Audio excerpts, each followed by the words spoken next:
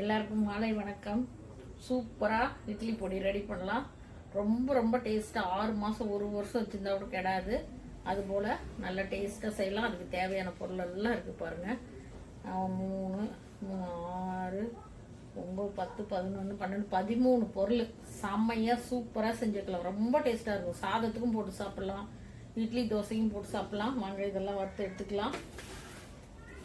இந்த சேனல் பார்க்குறவங்க லைக் பண்ணுங்கள், கமெண்ட் பண்ணுங்கள், ஷேர் பண்ணுங்கள். புதுசாக பார்க்குறவங்களாம் சப்ஸ்கிரைப் பண்ணுங்கள். சப்ஸ்கிரைப் பண்ண என் பெல் பட்டனை டச் பண்ணிக்கோங்க. அப்போ தான் என் வீடியோ உங்களுக்கு உடனுக்குடன் வரும். வாங்க சூப்பராக இட்லி பொடி ரெடி பண்ணிக்கலாம். இதெல்லாம் நல்லா பொன்னிறமாக வறுத்து எடுத்து ஆற வச்சு அரைச்சி இட்லி போட்டு சாப்பிடலாம் சூடா.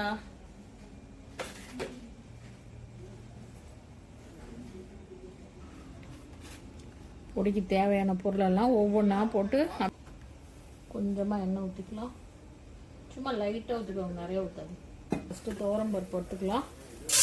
துவரம்பருப்பு 1/4 கிலோ. இந்த நல்லா தனித்தனியாகவே வறுத்து எடுத்துக்கலாம்.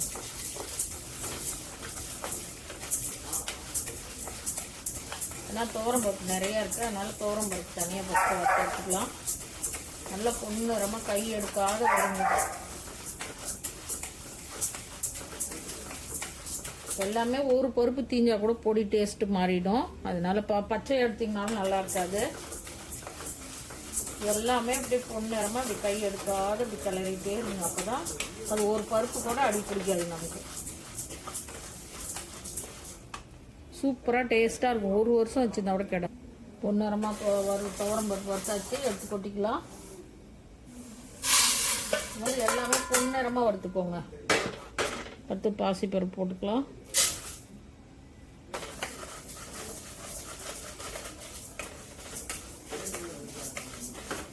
இது பாசிப்பருப்புலாம் சீக்கிரம் வந்துடும். சீரகம் பாருங்கள், 2 ஸ்பூன் சீரகம்.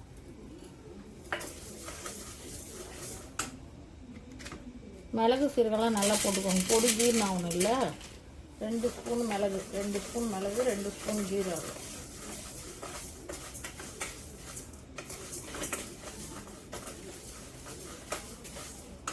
ஒரு 2 ஸ்பூனு தனியா. இந்த தனியா போட்டு சாப்பிட்டு பாருங்கள், டேஸ்ட்டே சூப்பராக இருக்கும். பொடி வாசனையே நல்லா இருக்கும். சும்மா நீங்கள் பிடிக்கலைன்னா கூட 1 ஸ்பூன் போட்டு தனியா போட்டுக்கோங்க. சாப்பிட்றதுக்கு நல்லா இருக்கும். நல்லா வறுபட்டுருணும்.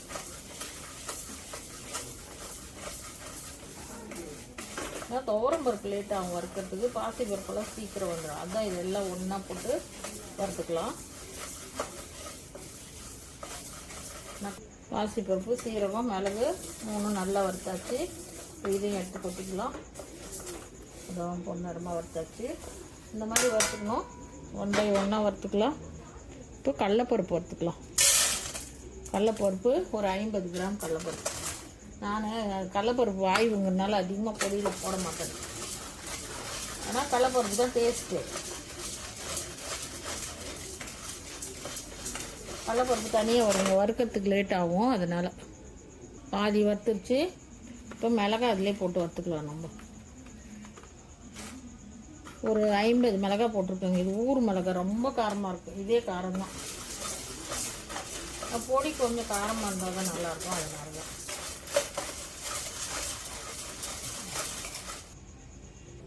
கடலைப்பருப்பு மிளகாய் நல்லா வறுத்தாச்சு. எடுத்து கொட்டிக்கலாம்.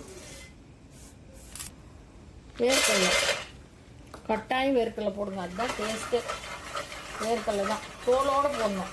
நீங்கள் தோல் எடுத்துகிட்டு போடனா கூட வறுத்துட்டு தோல் புடச்சி போடுங்க. ஆனால் தோலோடு போட்டிங்கன்னா டேஸ்ட்டு நல்லாயிருக்கும். உடம்புக்கு சத்து நல்லா. இது வறுத்த பின்னாடி கருவேப்பிலை போட்டுக்கலாம். இதோடையே பூண்டு தட்டி வச்சுருக்கேன். பூண்டு போட்டுக்கலாம். பூண்டை நல்லா தோல் மேலே நல்லா ஒரு துணி போட்டு துடைச்சிருங்க. இல்லைன்னா நம்ம பொடி நுணுக்குறோன்னா ஒரு 1 ஹவருக்கு மேலே பூண்டு அலசி நல்லா ஃபேன் காற்றுல வச்சு தொடச்சி, ஏன்னா பொடி கெடாத இருக்கும். அதனால தான் தோலோடு தான் போடணும். இதிலே போட்டுக்கலாம். நல்லா அந்த ஈரப்பதம் போனால் தான் பொடி கெடாது. பாதி வேர்க்கடலை வறுத்துட்டோம். அதை பூண்டு ஒரு 10 பல்லு பூண்டு,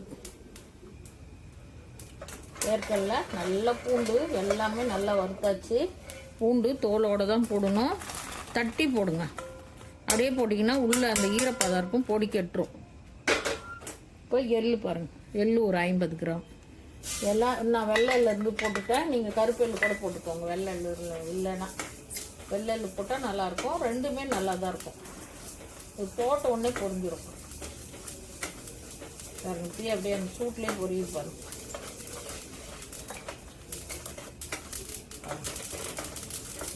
எள்ளு மட்டும் அந்த சூட்லேயே உடனே பொரிஞ்சிடும். வாசனை அப்பா. நான் ரொம்ப ஸ்லோவாக வச்சேன். அந்த வானல் இருக்க எப்படி பொரியுது பாருங்க.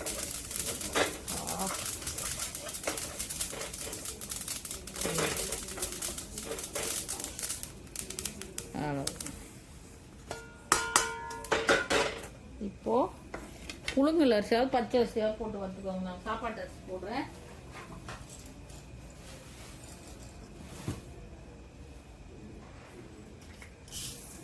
சும்மா ஒரு 25 கிராம். செம்ம டேஸ்ட்டாக இருக்கும் பொடி. நல்லா நல்லா பொன்னிறமாக வச்சுக்கணும். அதே பொரியும். இப்போ எள்ளு பொரிஞ்சுதுங்களா, அது மாதிரி பொரியும். நல்லா பொரிஞ்சுட்டு பாருங்க. எடுத்துக்கலாம். கருவேப்பிலை அலசி காய வச்சுருக்கேன். போட்டுக்கலாம். 2 ஸ்பூன் பெருங்காயம் போட்டுக்கலாம். சின்ன ஸ்பூனில் இதில் சும்மா. இப்போ ஸ்டவ் ஆஃப் பண்ணிடலாம். அப்படியே எடுத்து போட்டுக்கலாம். வெங்காயம்லாம் ஒட்டிக்கிட்டு இருக்குங்க. சூட்டுக்கு அதுக்கு அப்படியே எல்லாம் மழை பெய்யுது இல்லைங்களா, அதனால தான் எல்லாத்தையும் வறுத்து போட்டேன். பெருங்காயத்தை கூட தூள் பெருங்காயம் அப்படியே போட்டுக்கலாம். மழை ஈரமாக இருக்குது. சூப்பராக எல்லாம் வறுத்தாச்சு பாருங்கள். இப்போது நல்லா ஆறட்டும். ஃபேன் காற்றுல ஆற வச்சு அரைச்சிக்கலாம். உப்பு போட்டுக்கலாம். 2 ஸ்பூன் உப்பு போடுங்க.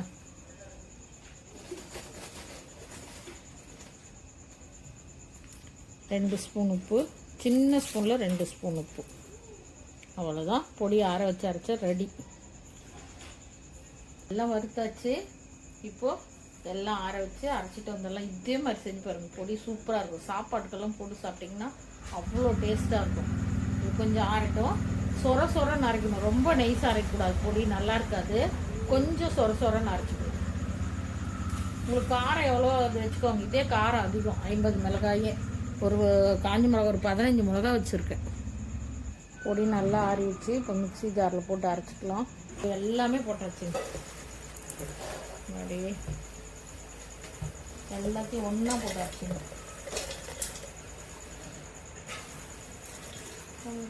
சாப்பிடலாம்.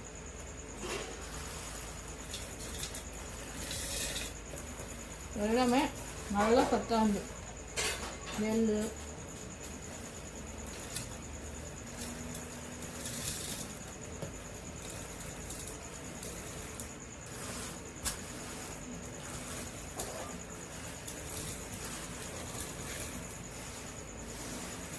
பெரிய ஜாரில் அரைச்சிக்கணும். பத்தாது போல இருக்குங்களா.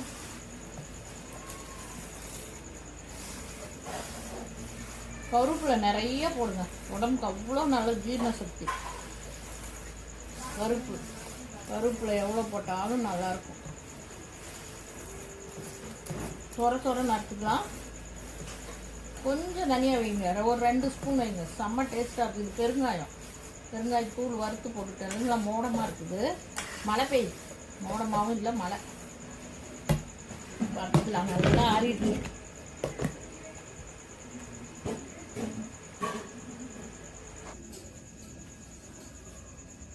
சூப்பராக பொடி ரெடி ஆகிடுச்சுலாம். சாப்பிடலாம். பொடிக்கு 1 ஸ்பூனு.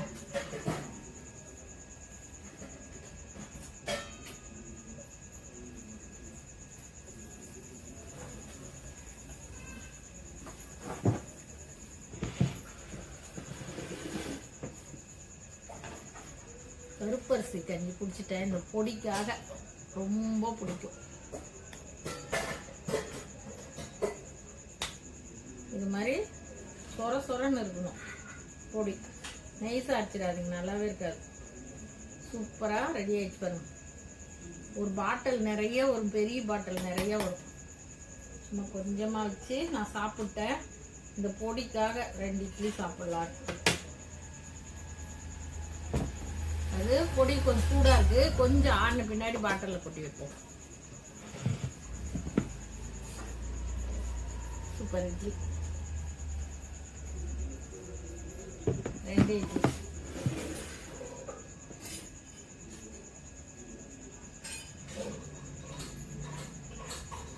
கடகல்ல ஊற்றிட்டு நல்லெண்ணெய் அங்கே இருக்கு வீட்டில். இது மெஸ்ஸில் இருக்கேன் நான் பசங்களுக்கு. இது வந்து வீட்டுக்கு செஞ்சுருக்கேன் குட்டீஸுங்களுக்கு, அதனால தான் காரம் கொஞ்சம் கம்மியாக வச்சுருக்கேன். மெஸ்ஸிலலாம் 2-3 நாளைக்கு கூட, ஒரு வாரத்துக்கு கூட வராது. பசங்கள்லாம் பூண்டு விளையாடி போயிடும். கேட்டால் கொஞ்சம் கொடுப்பேன், இப்போ வருவானுங்க சாப்பிட, இப்போ கொஞ்சம் கொடுப்பேன். இந்த குட்டீஸுங்களுக்குன்னு தனியாக நுணுக்கி வச்சுருக்கேன். செமையாக இருக்குங்க. இதே அளவில் வச்சு செஞ்சு பாருங்க. நல்லா மிளகு சீரக வாசனை, அந்த அரிசி வாசனை, டேஸ்டே வேற மாதிரி இருக்கு. இன்னும் சாப்பாட்டுக்கு போட்டு சாப்பிட்டீங்கன்னா செம்ம சூப்பராக இருக்கும். இங்கே வெளியில் போயிட்டு வரோம், அவசரம், குக்கரில் அரிசி வச்சுட்டு கை கால் மூஞ்சி கழுவிட்டு வரத்துக்குள்ளே சாப்பாடு ஆகிடும். இதை போட்டு நல்லெண்ணெயோ கடலை எண்ணெயோ ஏதோ வீட்டில் சமைக்கிற எண்ணெய், சாப்பிட்ற எண்ணெய் இருந்து ஊற்றி சாப்பிட்லாம். காரம் எல்லாமே கரெக்டாக இருக்குது. வருவானுங்க, இந்த பொடி தான் வச்சு சாப்பிட போறானுங்க. 2 பசங்க வருவானுங்க இப்போ சாப்பிட.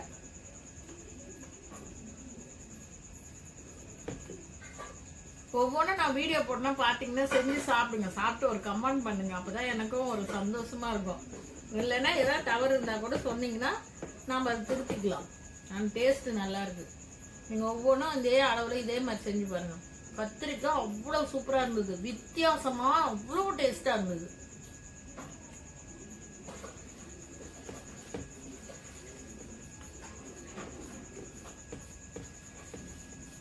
இந்த பொடி வச்சு சாப்பிட்டா நமக்கே தெரியாது எத்தனை